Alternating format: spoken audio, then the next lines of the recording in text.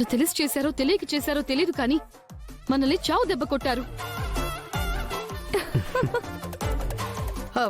నేనంటే పప్పులో కాలు వేసి తప్పు చేశాను. నువ్వు నాలా కాదన్నావు కదా. ఇంతకీ నువ్వు వేసిన ప్లాన్ ఏంటి? ఫెయిల్ అయిన ప్లాన్ గురించి ఇప్పుడు ఎందుకు లేండి ఆంటీ? మనీషా, గుర్రం గుడ్డిదైనా దాణా వెయ్యక తప్పదు అంటారు కదా. ప్లాన్ ఫెయిల్ అయినా అదేంటో తెలుసుకోవాలి కదా. ఇప్పుడు తెలుసుకుని వేస్ట్ ఆంటీ. అయినా ఇంకా గెలుపు నా వైపే ఉంది. ఈ ప్లాన్ ఫెయిల్ అయినా నా దగ్గర ఇంకొక ప్లాన్ ఉంది. మళ్ళీ ఏం ప్లాన్ వేసావు? కనీసం అదైనా వర్కౌట్ అవుతుందా? అవ్వాలాంటీ, అప్పుడే నేను గెలుస్తాను. ఆ ప్లాన్ అయినా చెప్తావా నాకు? లేదా అది కూడా సస్పెన్స్ అంటావా? ఇక నుంచి నేను ఏది చెప్పనాంటీ, చేసే చూపిస్తాను.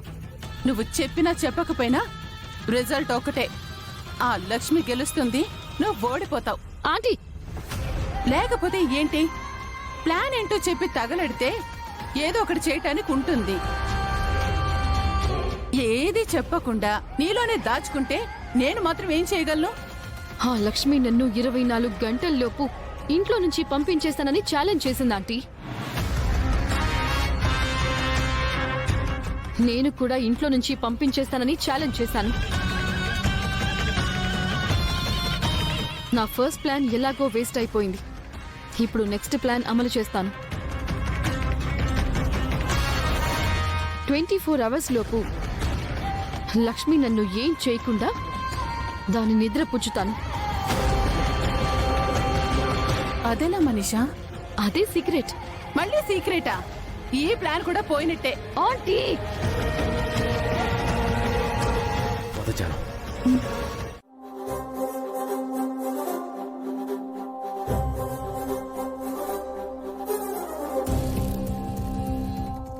నమస్తే సార్. నమస్తే డాక్టర్.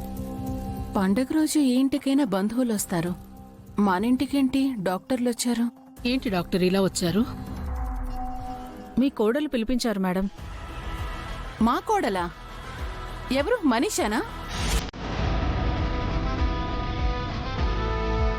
కాదు,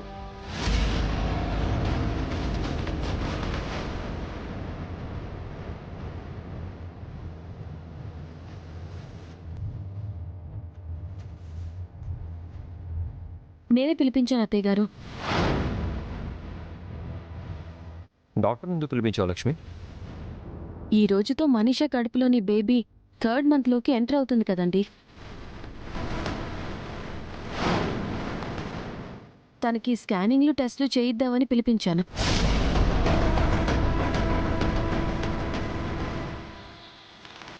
నువ్వు మనీషా కోసం డాక్టర్ని పిలవడం ఏంటి వదినా?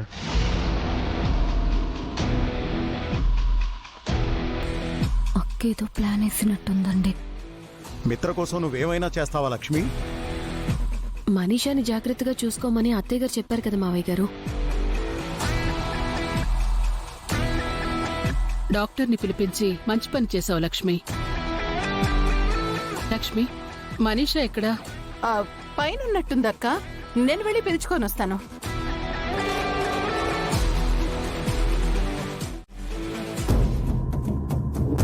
ఏంటిది పట్టపగలు నిద్రపోతుంది?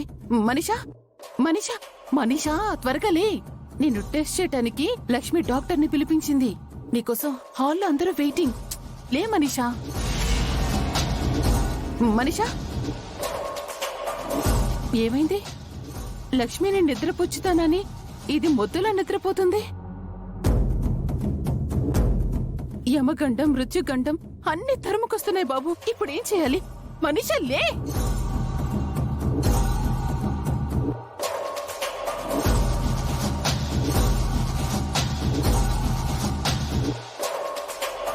మనీషా, మనీషా, మనీషా.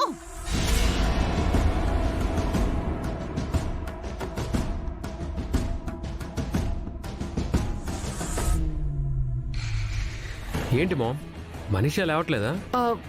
అవునరా, ఏంటో ఒళ్ళు తెలియకుండా నిద్రపోతుంది. తను కడుపుతో ఉంది కదా అత్తయ్య, నిద్రపోనివ్వండి.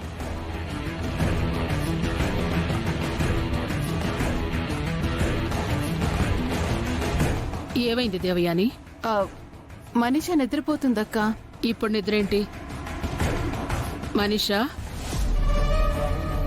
పర్వాలేదు మేడం, తనని నిద్రపోనివ్వండి.